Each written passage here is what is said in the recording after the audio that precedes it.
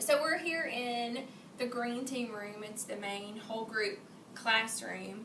And Rayanne's going to be asking us some questions about how team teaching works for us here in kindergarten. Okay, so when I walked in today, because I've only been in the room a couple of times, and I walked in today, I immediately noticed that there's tables, not desks, but there's tables. And so I looked around and I asked, is there a name tag and a spot for every kid between both classes? So that's how many kids? 38 this 38 year. kids. Does every kid have a spot in this room? Yeah. Yes. So there are 38 kids in this room most of the time. They each have their own spot. And I mean, we actually have quite a bit of space. They're little bodies, so it's not too bad. And then you have two carpets on the floor. So does one team sit on one carpet and one team sits on the other carpet? So we have squares to indicate green team, yellow team, so they know where to sit. And we do a lot of introduction and going over the rules and where you sit at the very beginning. So the kids get really used to, oh, I'm green team, this is where I sit. Oh, I'm yellow team, this is where I sit.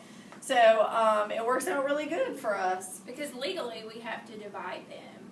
Because she can't have more than 25, I can't have more than 25. So we have them divided into two teams. So we do split at certain parts of the day.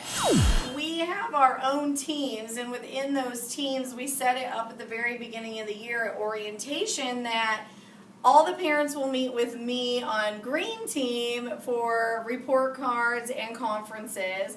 And then all the yellow team meets with Tiffany for all the conferences, and we do those report cards.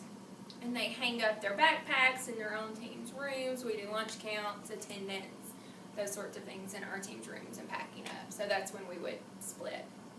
And they're very lucky because if you can see right here, their rooms are connected. So the kids never have to go like out in the hallway to go from one room to the other. They have their bathrooms, and then it's just straight through one room to the other. Another question that I had for in here. So when you come in, they unpack, they come to this room, and like a morning meeting, phonics, what do you do? Yeah, so right away in the morning, each chair pocket has a green morning work folder, and it's all dry erase. So they get to experiment with their dry erase markers and do handwriting practice, letters. Alphabet, yeah. Numbers, number words. And then there will be usually some type of seasonal activity that they'll do too. And they have dry erase markers here in their little caddies with some pom-pom erasers. So they do the same thing every morning. So once we got that together at the beginning of the year, we were done for the year with morning work. And then after that, we'll pull them together and have them come to the carpet. And that's when we do whole group phonics. Yeah, and we do morning announcements. Yes, and we do morning announcements. They're video announcements. We have video announcements here in our school, and so as they're doing their morning work folders, we're doing announcements, and then we pull everybody together for phonics, where we do everybody in one room. It freaks a lot of people out.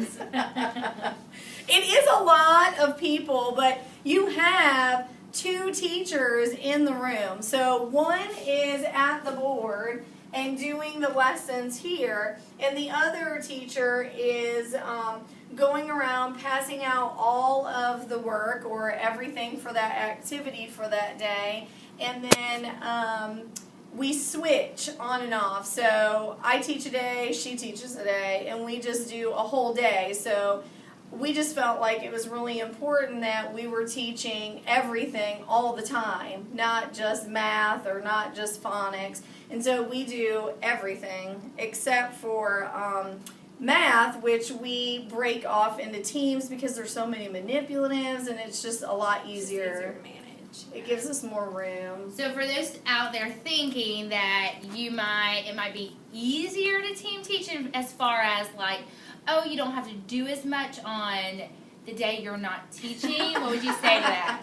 I would say I'm exhausted when That's I'm worse. the other teacher. It's much easier to lead teach. Yes. Because when you're the helper that day, you're passing out stuff, you're getting things ready for the next day, you're helping students, you're keeping everybody on task while that other person is up there lead teaching. So it's a lot of running, it's a lot of moving, so we're exhausted. Yeah, so if at the there's end. ever anyone sick that needs to go to the nurse, if there's a parent issue, if there's a behavior issue, any of that, that teacher is in charge of that, so that way instruction is never broken. We're always on.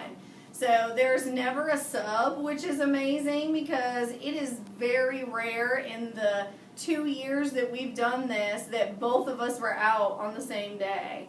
So you never have to get sub-plants around, which is like, awesome! You won't want to miss just because of the sub plans, but Yeah. I mean, you'll have a sub in here with you, but you're lead teaching, you don't have to get all the plans together, so. So do you think that like behaviors are better because you've got someone to kind of monitor and is able to be on it? And you know, it tends to be, I know in my classroom, the behaviors rise, the negative behaviors rise when you're not instructing, when there's not instruction going on, when you have those down moments. So do you feel like your behaviors are a little bit better because there's not so much downtime, because the transitions are a lot smoother and those kinds of things? I think so, because that other person, I call him the other person, it's not really another person, but I mean, we're both highly qualified teachers who are in here, which really helps because we have the same behavior system. All of us are on the same page, so it's like two parents. You're never getting away with anything. No, the extra set of eyes helps. Yes. They know that you're back there behind them, so, and, you know, you don't have to transition. Everything's already passed out. So, I mean, I don't have to stop and go get something ready. It's already ready for me, so it's very nice. It's really nice.